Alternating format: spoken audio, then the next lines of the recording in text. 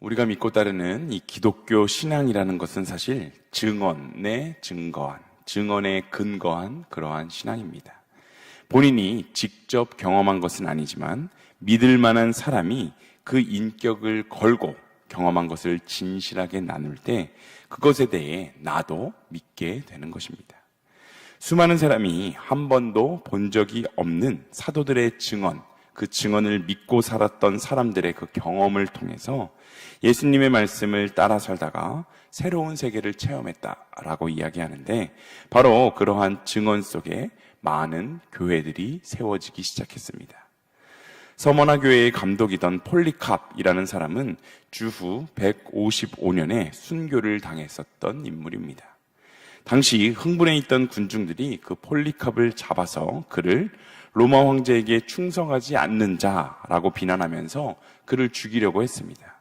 그런데 평소에 그를 아낀 한 관원이 당신이 예수를 부인하기만 하면 목숨을 살려주겠다라고 말했지만, 그는 그럼에도 지난 86년 동안 한 번도 나를 실망시킨 적이 없는 나의 왕 예수를 내가 어떻게 부인할 수 있겠습니까? 라고 말하고 끝까지 예수님을 부인하지 않다가 화형에 처해졌다고 합니다. 폴리캅은 사도 요한의 제자로서 그 요한의 증언을 직접 들었고 그의 말을 믿었었던 그러한 위대한 사람이었습니다. 그리고 평생 고백한 예수가 그의 왕이다라는 증언을 마지막 죽음으로 그는 증명해 내었습니다. 그런데 오늘날 교회들의 문제가 무엇입니까? 예수가 왕이다라는 이 증언은 여전히 증언으로 남아있는데 이 증언에 확신이 없고 이 증언을 증명할 만한 어떠한 희생도 없습니다. 그러하기에 세상 사람들은 우리가 예수가 이 세상의 왕이시고 온 땅을 통치하는 분이시다라고 아무리 증언을 한다고 해도 그 증언에 신빙성이 없다라고 말하는 것입니다. 그도 그럴 것이 천국에 소망을 두고 산다고 말하면서도 마치 천국이 없는 것처럼 이 세상의 허무한 것들을 위해서 아등바등 살아가기 위해 노력하고 그리스도가 교회의 머리다라고 말하면서도 교회에서조차 자신들이 교회의 머리가 된 양 교회의 이것저것을 자기의 의견대로 좌지우지하려는 사람들의 모습을 보게 되는데, 바로 이러한 모습들이 수많은 사람으로 하여금 그 기독교 신앙에 대한 그 선택을 꺼리게 만들거나 선택했었던 그 기독교를 떠나게 만들고 있는 것이지 않습니까? 오늘 본문에 등장하는 세례 요한은 예수님을 보자마자 그가 바로 메시아다라고 증언했습니다. 본문 29절을 함께 읽어보겠습니다. 29절입니다. 이튿날 요한이 예수께서 자기에게 나아오심을 보고 이르되 보라, 세상 죄를 지고 가는 하나님의 어린 양이로다. 아멘. 세례 요한의 증언은 당시 그의 제자들에게 예수님이 메시아임을 믿고 따르게 하기에 충분했는데, 그는 그만큼 진지하고 진실하며 메사의 본이 되는 사람이었기 때문입니다. 사람들은 여러 가지 정황을 놓고 볼 때 세례 요한이 메시아일 것이다 라고 생각했지만, 세례 요한은 강력하게 자신이 메시아가 아님을 이야기했고, 자신은 메시아가 오시는 길을 예비하는 사람일 뿐이다 라고 명확하고 정확하게 이야기했습니다. 세례 요한은 자신이 직접 예수에게 세례를 베푼 후에 며칠 후 예수님을 눈으로 보게 되었는데, 그가 자기에게 나아오심을 보고 그에 대해서 세상 죄를 지고 가는 하나님의 어린 양이다 라고 말했습니다. 이것은 온 인류의 죄를 대속하기 위해 십자가에서 고난받는 종이 되시는 그 메시아의 사역을 말하는 것입니다. 세례 요한은 이 세상의 시간으로는 메시아가 나보다 더 뒤에 오셨지만 그분은 영원 전부터 이미 존재하셨던 하나님의 아들이심을 전했습니다. 또한 자신도 메시아를 알지 못했었지만 세례를 베풀 때 하나님의 그 말씀을 듣고 그가 메시아임을 알게 되었다라고 말하는데, 이것은 하나님의 말씀처럼 성령이 비둘기처럼 예수님의 머리 위에 임했고 그가 성령으로 세례를 베푸실 자라는 것을 알게 되었다라는 것을 말하고 있는 것입니다. 세례 요한은 자신의 생각이나 자신의 판단이 아니라 하나님의 계시를 통해서 그 예수님께서 바로 메시아임을 알게 되었다는 것을 끊임없이 반복하여서 말하고 있는데, 그가 계속하여서 그것을 강조했던 이유는 예수님이 메시아인 것이 자신의 생각이나 자신의 의견이 아니라 의심할 수 없는 분명한 사실임을 증언하기 위해서였습니다. 이 증언 덕분에 세례 요한의 제자들이 세례 요한을 떠나서 예수님을 따르기 시작했고, 이 증언 덕분에 사람들은 예수님의 그 사역에 처음으로 관심을 갖기 시작했습니다. 오늘날 교회들은 모두 세례 요한이 한 이 증언의 사실이었음을 믿는 사람들의 공동체입니다. 이 증언이 2000여 년이 지난 지금까지도 계속하여 강력한 힘을 가지고 있는 것은 당시 사람들에게 이 세례 요한의 증언이 그 증언을 증명할 만큼 확실하고 일관성 있는 삶과 가르침이 있었기 때문입니다. 교회는 세례 요한이 한 이 증언에 근거하여서 세워졌습니다. 우리는 예수님이 세상 죄를 지고 가는 하나님의 어린 양이라는 이 증언을 믿기로 한 사람들입니다. 그런데 오늘날 우리의 마음을 아프게 하는 것은 세상에서 이 증언이 힘을 잃어가고 있다는 사실입니다. 물론 세상이 악해졌기 때문에 라고 말할 수도 있겠지만, 예수님이 메시아라는 증언을 삶으로 증명하고 증거해내며 살아가는 사람들의 숫자가 계속하여 줄어들고 있기 때문입니다. 예수님과 3년 동안 함께 다니며 예수님의 그 생애, 예수님의 그 공생애를 경험했었던, 목격했었던 그 사도 요한은 교회가 그 증언의 신빙성을 잃어가는 것이 너무나도 안타까웠습니다. 그래서 예수님이 세례받으시는 이 사건을 기록하면서 다른 복음서들에는 예수님이 하나님의 그 아들이었다라는 것을 강조한 반면에 이 요한복음은 세례 요한의 이 증언을 계속하여서 강조하고 있는 것입니다. 우리의 삶이 복음을 삶으로 전했었던 이 세례 요한의 증언처럼 영향력 있는 자들이 되시기를 소망합니다.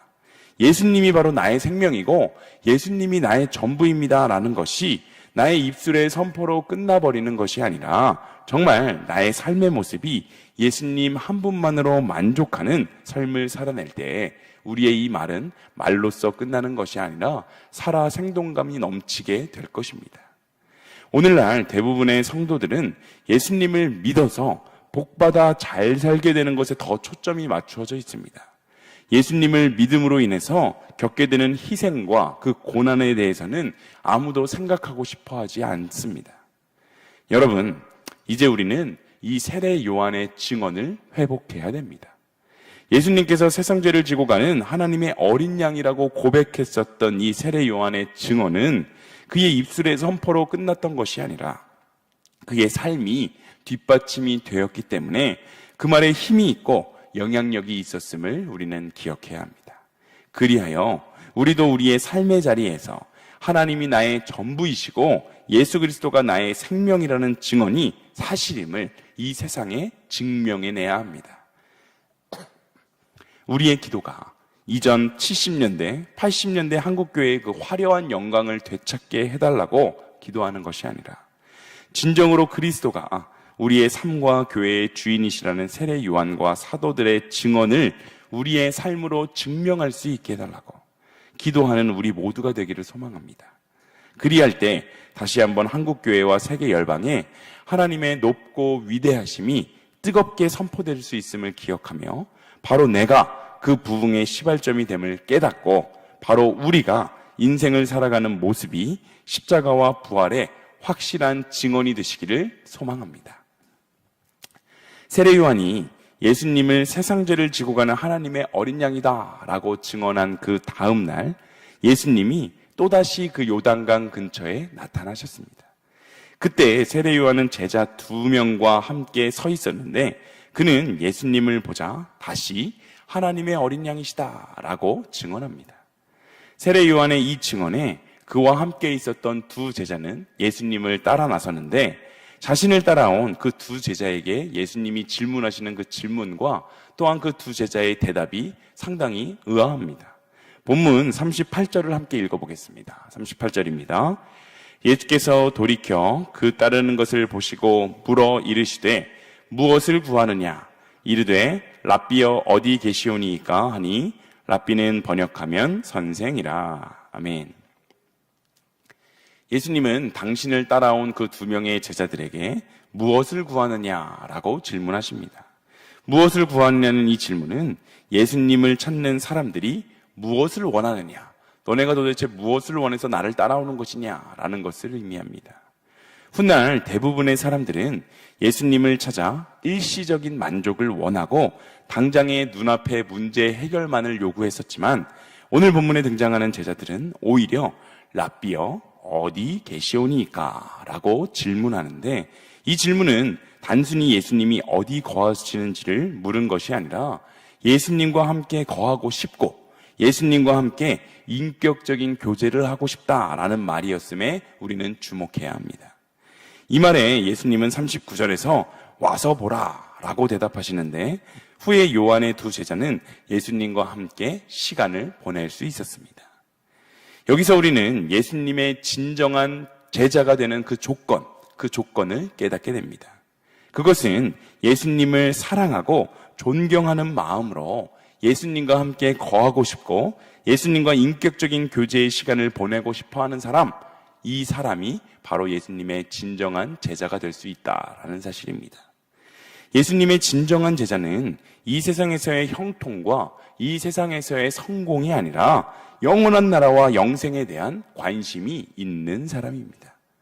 물론 그렇게 주님을 따랐던 제자들도 때로는 생명의 위협 때문에 예수님을 부인하기도 했고, 때로는 배고픔 때문에 불평불만하기도 했습니다.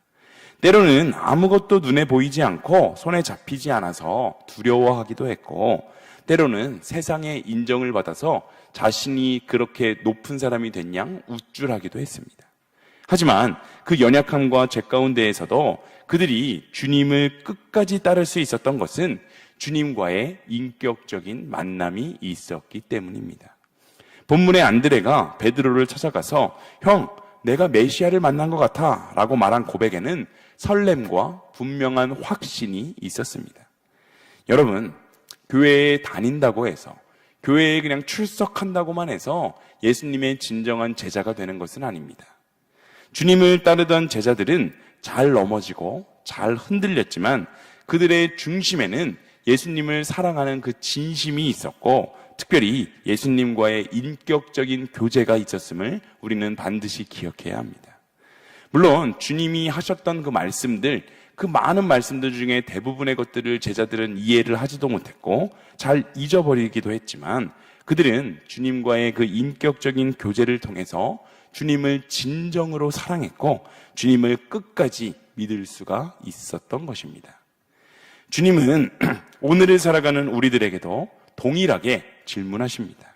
무엇을 구하느냐? 우리도 주님의 진정한 제자가 되기 위해서는 최소한 이 질문에 저는 큰 부자가 되고 싶습니다. 저는 이 세상에서 인정받는 삶, 떳떳하게 당당하게 사는 삶을 살고 싶습니다. 라고 말하는 것이 아니라 오늘 2 제자의 대답처럼 주님, 어디 거하십니까? 주님, 저희가 주님과 함께 거하고 싶습니다. 라고 말할 수 있는 그러한 사람들이 되어야 합니다. 그리하여 주님과의 인격적인 교제를 통해서 진정한 예수님의 제자, 진정한 예수님의 사람이 되어야 하는 것입니다. 예수님과의 인격적인 교제 없이 그저 의무감으로 교회 사역을 감당하는 사람들은 결국 그 힘이 쉽게 고갈되고 맙니다. 나의 힘과 열심으로 감당하는 사역은 점점 짐이 되어서 무거워지고 예수님을 떠나게까지 만들게 되는 것입니다. 하지만 교회의 모든 사역도 나의 힘과 나의 열심이 아니라 하나님을 너무나도 사랑하기 때문에 내가 사랑하는 그 하나님을 위해서 헌신하고 봉사한다면 날마다 새로운 힘을 부어주시는 하나님의 은혜 안에서 기쁨으로 넉넉하게 사역들을 감당해낼 수 있습니다.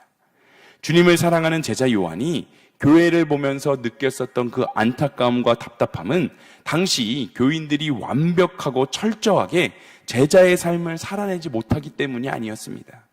요한이 가슴 아팠던 이유는 예수님과의 인격적인 만남 없이 예수님을 자기의 이익과 유익을 위해 마음대로 사용하는 그러한 모습 때문이었습니다. 우리가 반드시 기억해야 하는 것은 주님의 진정한 제자는 주님, 어디 계십니까? 를 묻는 자들이라는 사실입니다. 제자들은 이러한 고백이 있었고 예수님과의 인격적인 만남이 있었고 예수님에 대한 진짜 사랑이 있었습니다. 흔들리지 않고 넘어지지 않아서 그랬기 때문에 제자였던 것이 아니라 이 놀라운 인격적인 만남이 예수님과 있었기 때문에 그들은 예수님의 제자다라고 말할 수 있었습니다. 오늘 우리의 기도가 무엇을 구하느냐라는 주님의 그 질문에 돈, 명예, 건강 등 세상의 어떤 것을 말하는 것이 아니라 주님 어디 계십니까? 주님 계신 곳에 나도 머물고 싶습니다. 주님과 함께 하고 싶습니다. 주님을 너무나도 사랑합니다. 함께 인격적인 교제를 나누고 싶습니다. 라는 고백을 할 수 있게 되기를 소망합니다. 이렇게 주님의 진정한 제자가 되어서 죄악이 넘쳐나는 이 세상 가운데에 바로 우리의 삶으로 예수님께서 온 땅의 주인이 되심을 증거하며 살아가는 오늘 하루의 삶이 다 되시기를 간절히 소망합니다.